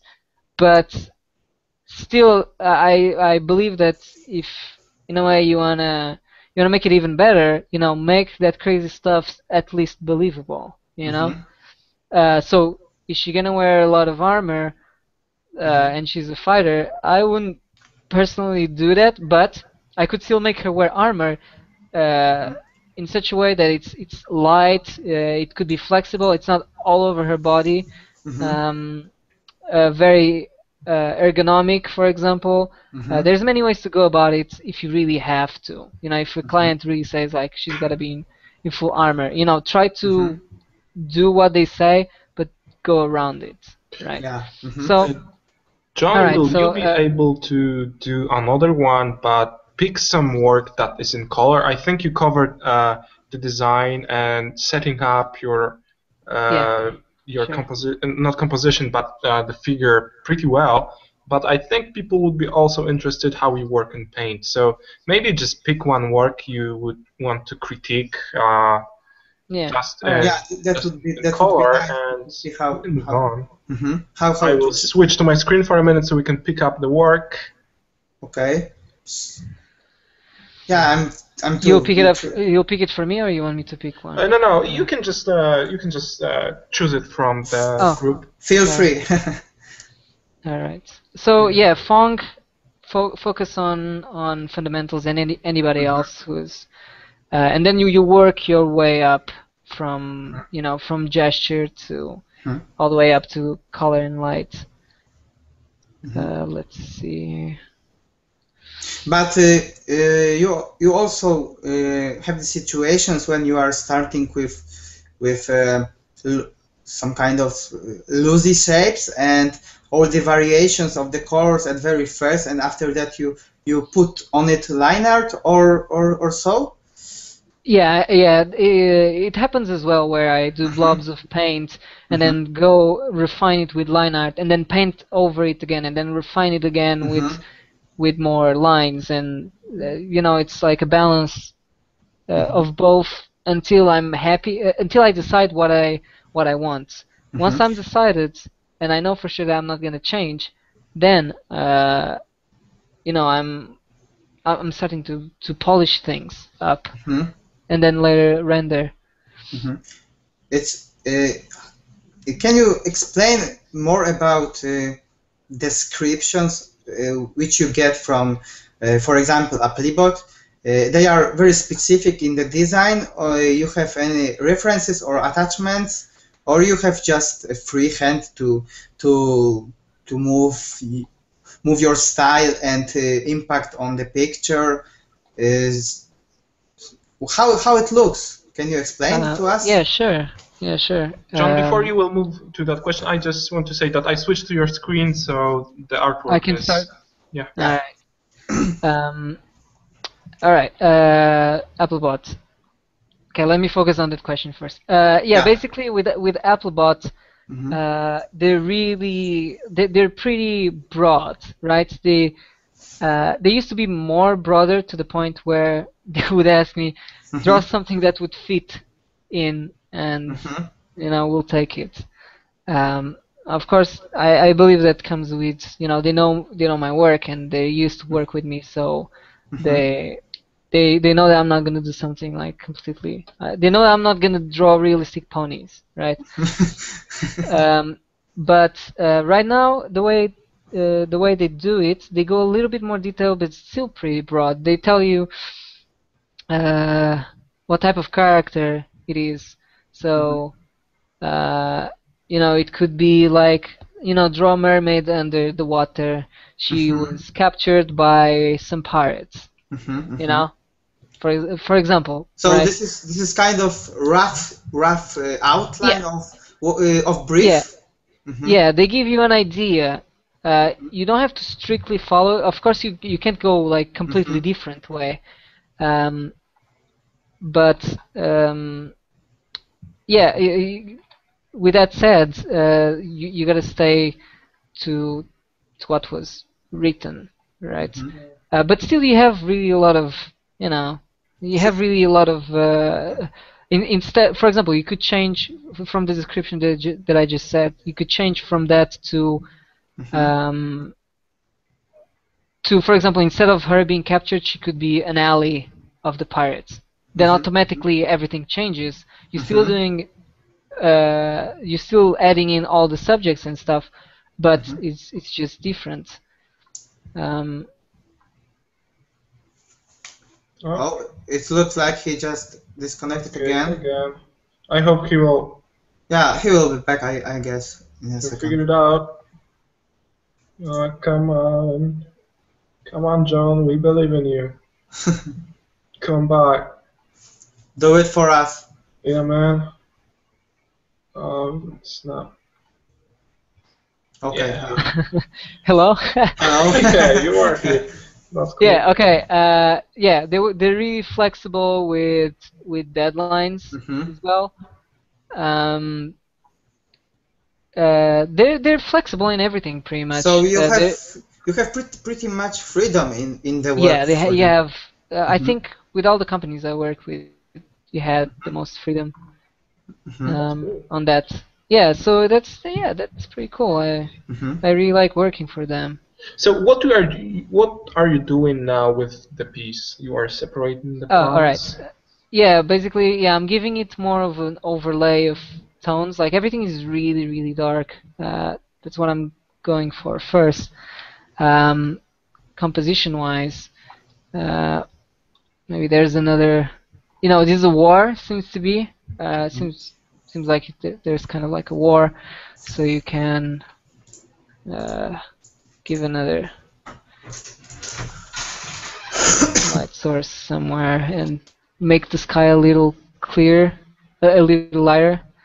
And then maybe some of that light is gonna like poke through, define whatever it's like the characters behind. So yeah, the main issue about this piece is it's a little too light though. Yeah, it's how dark it is. Basically, let me check something. You can check your values very easily. Just set a layer in color and then use either a pure white or pure black. And like that, I should make another layer so you can see before and after. And then like that, you can just switch on and off, and you can check your light. So it seems in this piece, apart from being dark, it was a little flat. There wasn't really layering. A good person to look at is Kekai Kotaki. He does this kind of stuff like very, very well, and you can certainly learn a lot by looking at his stuff. Yeah, as the further it goes, you can make. Sorry. Yeah. Okay. Let's continue, John. No, I was just gonna say, with that in mind, the further the people are, the softer you can make it. So you play a little bit more with the edges. You can. It's all about silhouettes in this piece. For the background, at least. Yeah, they don't have to be that. They don't have to be that refined. Yeah. So it's about just. Yeah, they can, but they don't have to. Yeah.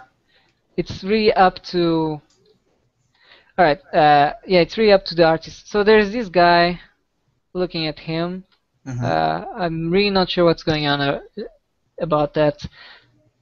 Yeah, I think he's kind of like gonna be murdered or something.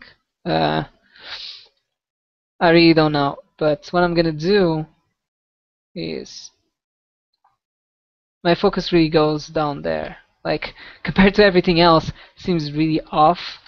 So I'm gonna paint over.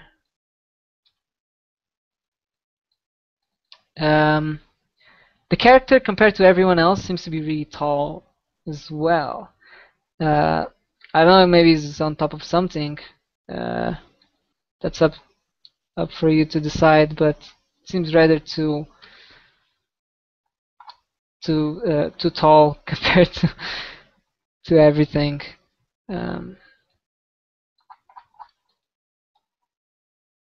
Let me. Yeah, So John, there are a couple of questions on our chat. Yeah. A few about Applebot, of course. So some people ask about how they contact you or they send you an email. I think you explained it, but if you want, you can just repeat how you got the job. Yeah, I mean, Applebot, it was a mix of both. Basically, if you wait, I can't paint. At the same time. I really understand it. Yeah, Applebot was funny because I contacted them at the same time they contacted me. That's great. pretty much how it was. Yeah, that's so yeah, it was simultaneous. They were like, "Oh yeah, we were gonna contact you. We're just waiting for this to finish." I'm like, "Okay, cool. That's good to know." That's cool. Right, man. You can focus on that. Yeah. Let's not distract him right now. I'm trying to figure out what the artist itself was gonna do. Yeah, because I don't like give paint overs and give my own idea, because that's, I don't know, that's I try to stick with it as much as possible. Maybe there's robots. Maybe you wanted robots. Is that what you wanted? You like robots? So you could have a few, like, not just one guy, but like a few eyes popping out here and there. Of course, you can do it much better, because trying to do it in under 5 minutes. But you can make a few eyes just pop out here and there. The main thing, though, is light. I feel. Sorry, John. Can I give you one more question? I think it's interesting. Some ask about good resources for fundamentals. You said about Loomis and Andrew Loomis, and you told that he is great for fundamentals of characters. Maybe can you exchange a little bit that issue about fundamentals itself? So maybe for color or light, what do you use to use for, or any other resources you still read or just back to them? You can recommend? I mean, it's different from before and now. When I started out, I was just Googling. I was literally just doing what you like Googling fundamentals, art fundamentals, what to study, and then you quickly realize that it's all about basic shapes. It's about square triangles put in perspective and lit up. That's I think personally that's really what fundamentals are about in terms of construction, right? Then values, you can do it's exactly the same. Like everything is based on primitives. Primitives are squares, triangles, and circles. So all that stuff. So try to render like circles and triangles and squares as realistic as possible. Try to put them in perspective as accurate as possible. The main key here is to simplify as much as possible, and then from that on, a couple of squares and cylinders can form a hand. A couple of You know, a head is generally an oval with a box as a jaw. So when you start understanding that kind of stuff, I don't know, you start to, it starts to become easier, and because you dissected it, you understand it more, and because of understanding, you start applying that to your figures and building them from the foundation. You know, like I said, gestures is pretty much just a bunch of primitives put together that resemble a figure in a pose.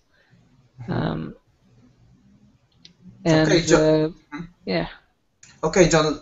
To not distract you, I would like to you answer for question about the effects you achieve on your picture. Someone asked about the glowy effects you. It's I think it's kind of movie-like effect, and it's pretty good, like a dust floating around. Can you just close to our viewers what are you doing and how you achieve that kind of effects? Glowing effect. I use a lot of color dodge. Like this stuff that's super burn. I use a lot of that. It gives, you know, warmth. For example, if I'm just right now what I'm doing on this illustration, I'm trying to make it as much middle tone as I can, so that then later on I can push the high and darker values, because everything was pretty blown out. Like it was too much white, it's too much black. So I'm slowly working up to that. I'm not changing the figure itself because I want to focus on the light on this piece. The glowing effects is a mix of color dodge and screen layer, pretty much. And depending on, you know, like the warmth, for example, I'm doing here at the tip of the head of this dude, kind of like glows a little bit where the highlight really reflects from. Glowing. Another thing is talking about reflection. You know, bouncing light makes a piece glow as well. There's a lot of bouncing light in still movies, for example. In movies, but you know, I do studies of still movies if I want to achieve that effect. So there's a lot of bouncing light. There's a lot of there's a lot of what do you call it?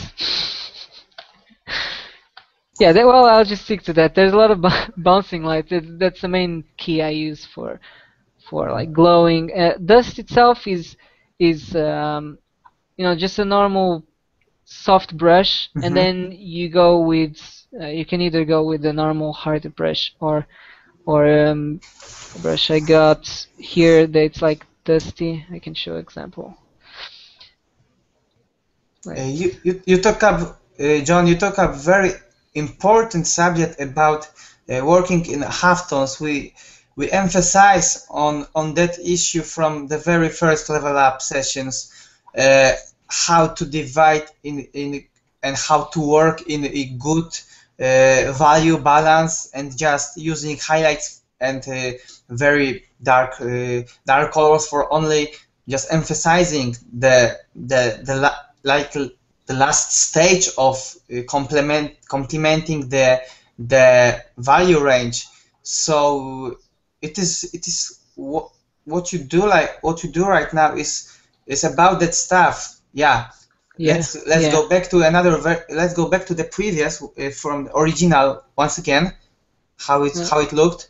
It looked very contrasty, and when it's I'm slowly building up to midtones. Yeah. But we easily see we easily see that the subject you are taking up right now, because it is when it is too much contrasty or too over contrasty, you lose all the value range and everything looks very flattened. So I think it's very essential subject. Maybe you can just tell few words about it to our viewers.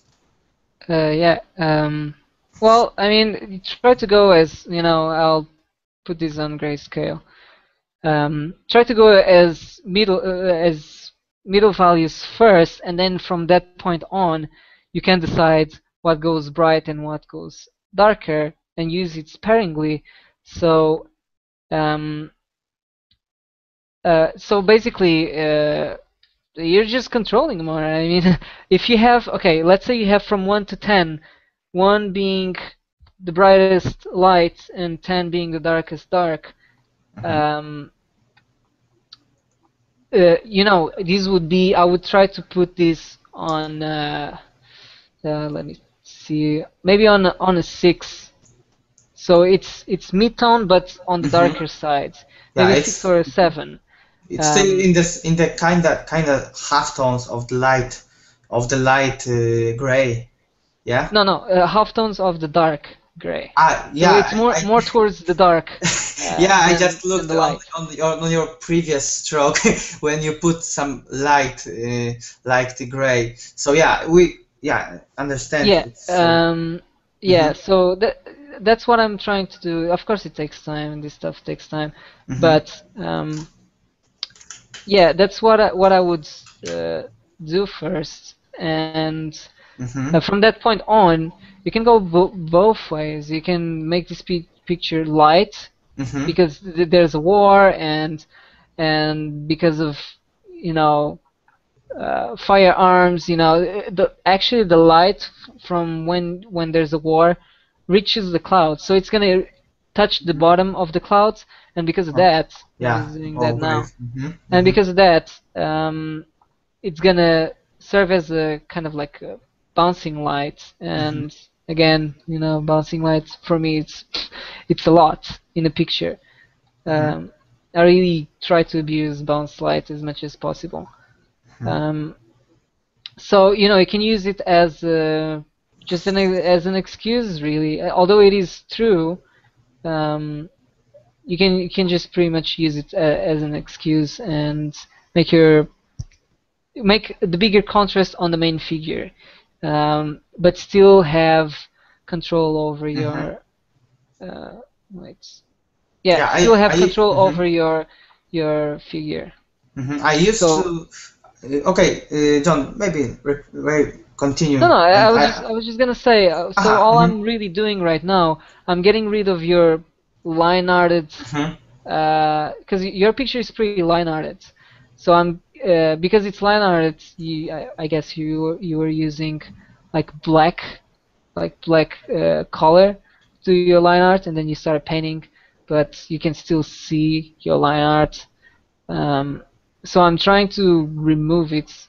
That takes time, but so that's really the main step to all of most of this is your line art being super dark. Yeah, and it flattened overall this solid on the picture, which has the character of kind of realistic one. So if someone using that much line art, it will just flat it.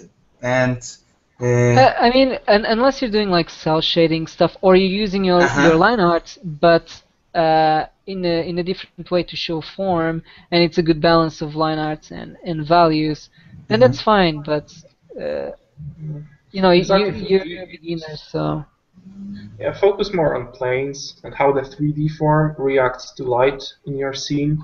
So think about like receding planes that is against like a plane that is more towards the viewer, so it's just different value, and like compose the item from that kind of planes, and it will look like if you place your values correctly against the light, it will look realistically. So if you are giving a lot of lines, like if they are not helping to describe the 3D form, you are only flattening your render. Yeah, that's pretty much it. So you have, I got rid of most of darkest and super bright. There's still a few, but if I go, you can see already a difference before and after. So it's more focused. There's not too much dark, and it's not. There is still There's hot not highlights. distracting, yeah. That they're not that distracting in Yeah, they're when the accents. values when their values reach highest levels. Exactly. So I have pretty focused lights. So what you can do is go back to your darks and just do accents of it. So maybe between the legs. Also, it is pretty dusty scene, so you're not gonna have too many super dark here. Because oh yeah, someone was asking about the glowing kind of dusty stuff. The real answer to that is the less contrast, the more glowy like it's gonna look like. So you can still see kind of like the silhouette of the leg, but if I put it in, if I put it in black and white, and I go and show you the two colors, this is the dark side of the leg, and this is the light side of the leg. Maybe it's like 2 tones lighter, 2 tones lighter.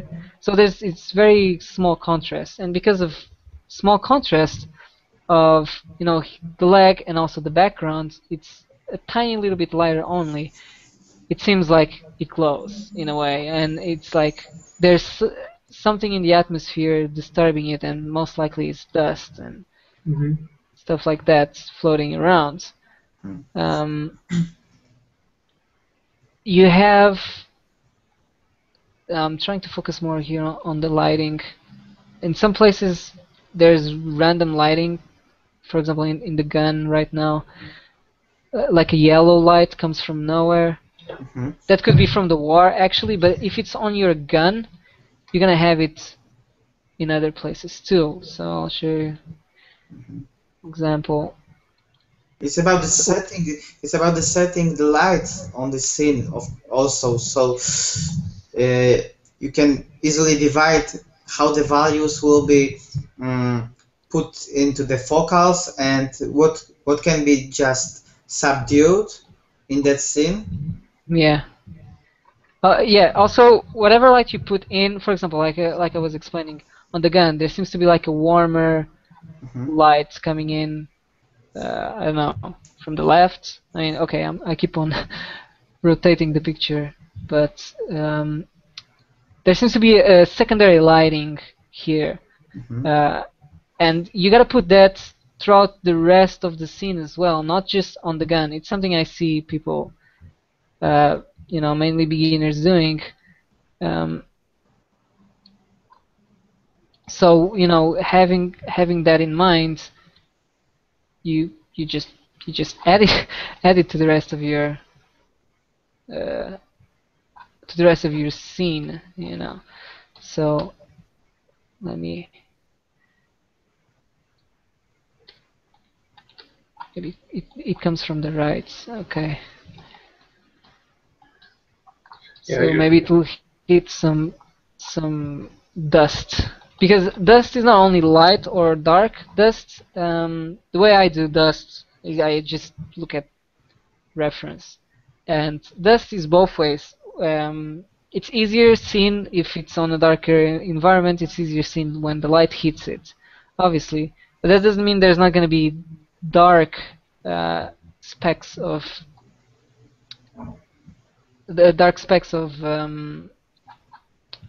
dust as well. They're still going to be there, but it's much softer. It's not as harsh as being in the light as well. John, remember to save the PSD after you do that. So maybe Correct. if you want I to didn't save share the other it one. on the Excuse me. What did you say? I said I didn't save the other one. Forgot.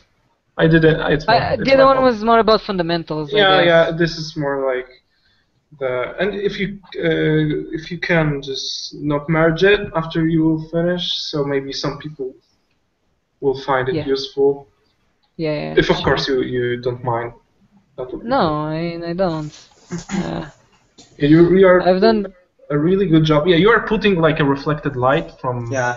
Mm-hmm. Yeah, I'm doing step by step. I'm not trying to do everything at the same time.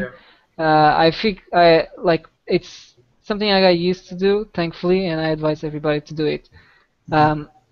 Just focus on one step at a time. Like, don't be Everywhere and nowhere. yeah, like don't be anxious and try to do everything at the same time.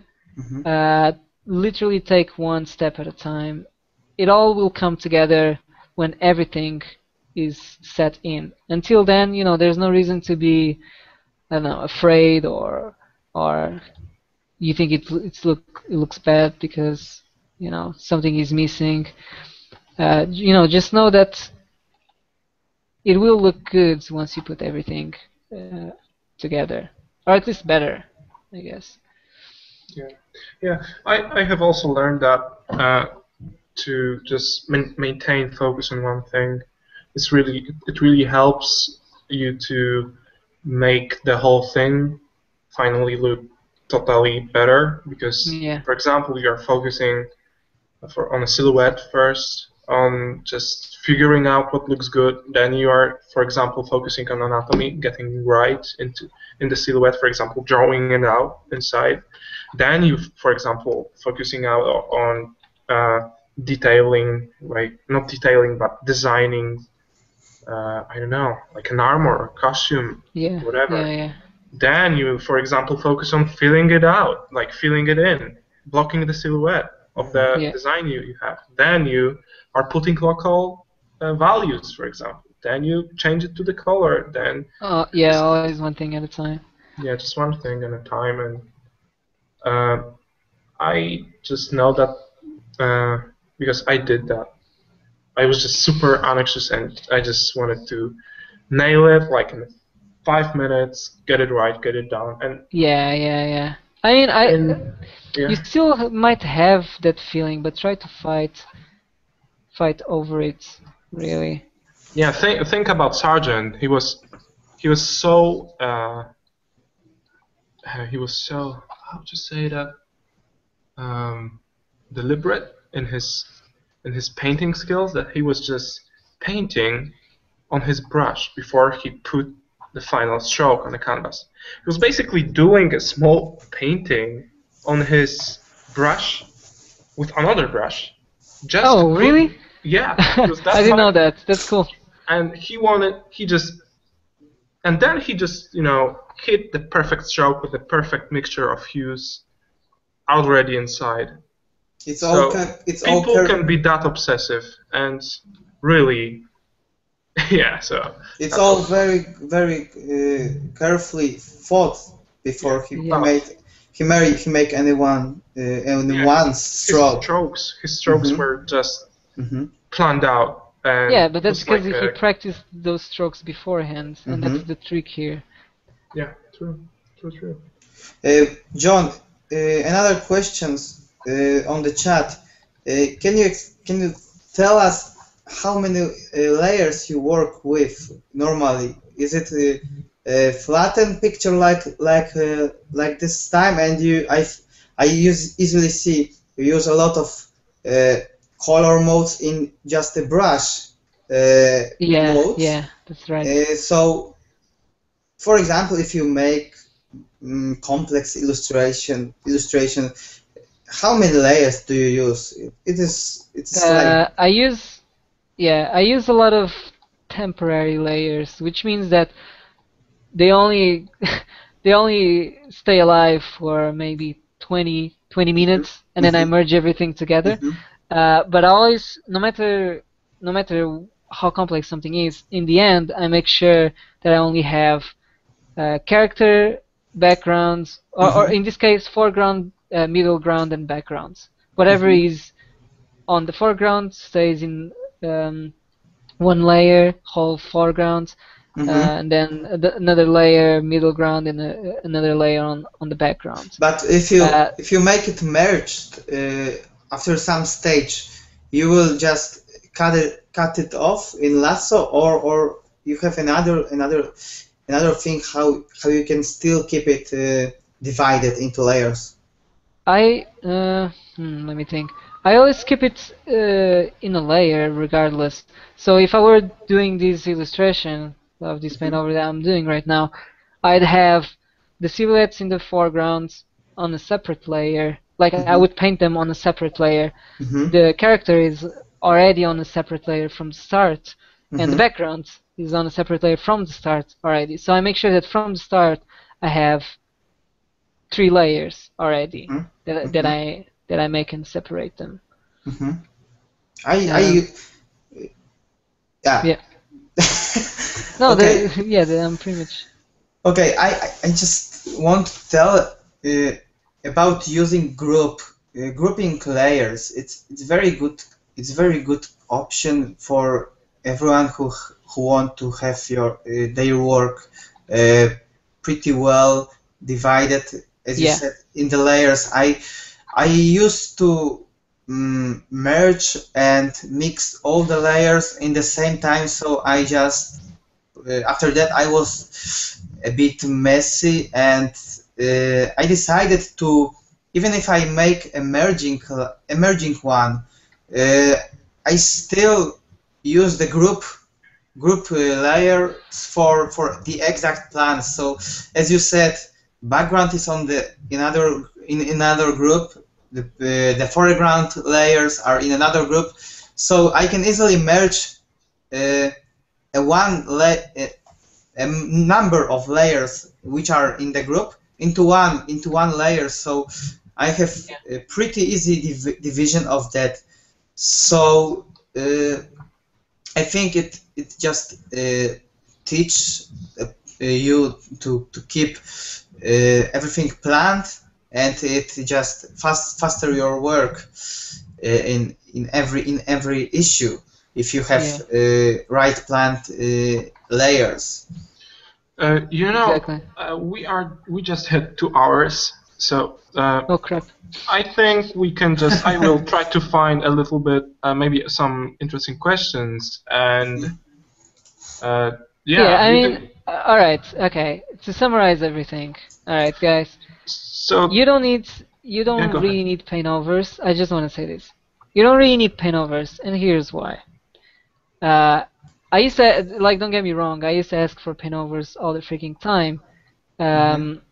But the trick for the paint overs, if you want to know that if something is wrong, you do a study of it. So you look at your work, you can easily look at your work and look at someone you look up to, or, you're not necessarily comparing yourself, but you're seeing what they're doing right. And you analyze what they're doing right. So in this case, if you're looking to make your values better, trying to achieve what you want, look at someone whose values you think are really good, and because it's values, turn that image black and white and do a study of it. You can do a study of another artist if you trying to achieve what that artist is trying to achieve. You don't really need paint overs, because once you do a study of something that you're having troubles with, that you can see that there's a mistake, but you can't really put your finger on how to fix it, you do a study of that thing.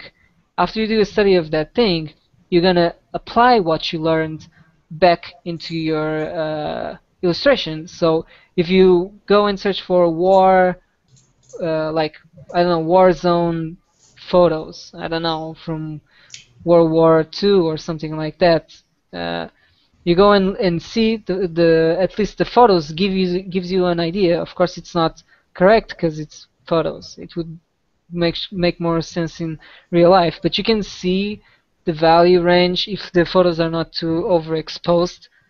Then you can see, oh yeah, okay, it's not really, there's no real black. Like in real life, there's no real black.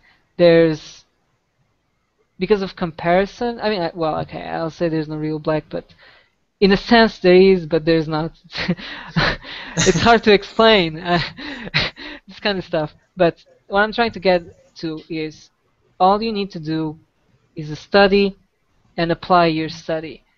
You want to know about color, you want to make this color more vibrant, or you want to make more like war kind of color, like go search for reference, do a study of that, then go back to this painting and apply what you learned. And I assure you that you won't really need critiques. I do think critiques are helpful, and I've had really a lot of critiques open my eyes. But I have to say that I learned the most when I started using studies as methods to prove if something is wrong or right in my painting.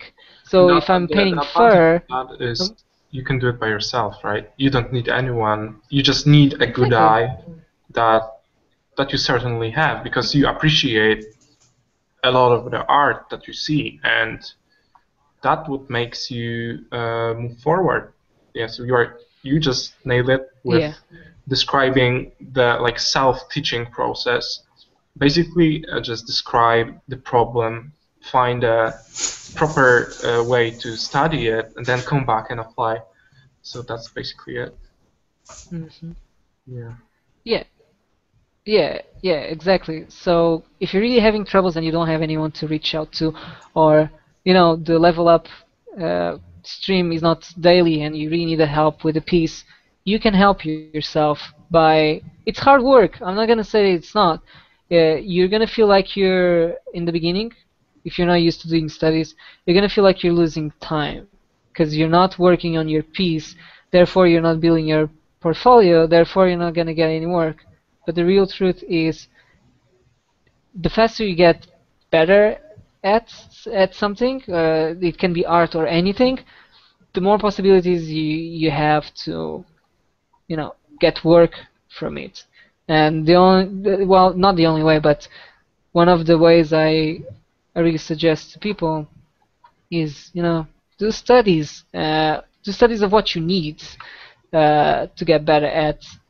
If you don't know what you need to get better at, ask somebody. Somebody will always have an opinion, and you can have that as your, starting point. So yeah, there you go. It's Before and after.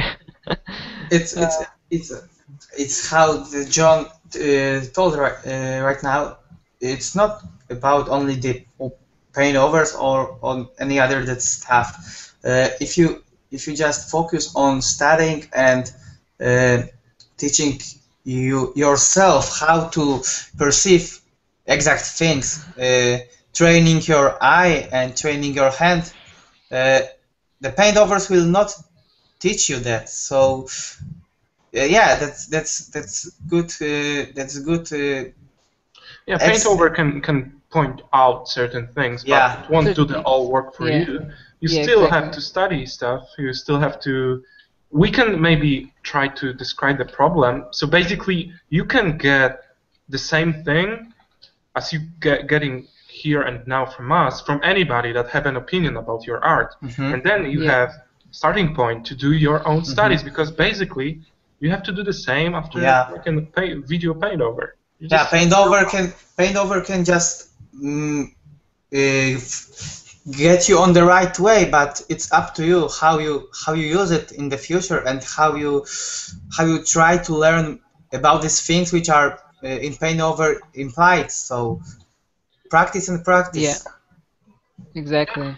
Okay, so I think we are wrapping up for today. So once again, today our guest was John Silva, and he's amazing. And just follow him on DeviantArt, follow him on Facebook, give him some love, because he was amazing enough to go here and talk to you for 2 hours. So It's I nothing, appreciate really. that, and I hope you all do. So yeah, I am extremely thankful that you it was very devoted your time to go here and talk to us for a bit. So it was really cool. So I hope alright, we'll man. do something I had in the fun. future. I think Yeah, it was very helpful to have John on For me our also, board. Yeah. I mean, anytime you guys want to, I'm always up for this kind of thing. Yeah, that's So great. I don't know, maybe we'll see each other again here. Sure. Yeah, all right. So, guys, let us know what you think about this session in the comments or in the Level Up group. Post your stuff there. And practice. Yeah. And practice more. Practice more. Yeah, Yeah. and go check out John Silva's Facebook and DeviantArt. Yeah, do it. Go Yeah. get He's an amazing guy. naked and drink hot chocolate. And Yeah, and be naked when you paint. Be naked. all right, guys. Yeah, Alright. I just want to say like thank you really a lot for having me. I really enjoy doing this kind of stuff. I wish I could answer to everybody. But we think it will be another chance. We hope that will be another there's chance. gonna be more times to do that. Yeah. All right. But, so for the next session, I thanks, think man. we will pick the date in the near few days. But Darek is living to the States for a couple of days, so he will be absent for a while. Maybe we can manage to do this. I will just post cards to you, so don't bother. Okay, so we will figure something out. We will post PSDs from John, from Darek's piece. Darek, do you have PSD from today? Yeah, okay. Okay, sure. We'll post it, and yeah, thank you guys for coming, and thanks. see you guys next time. Thank you. Hello. Bye.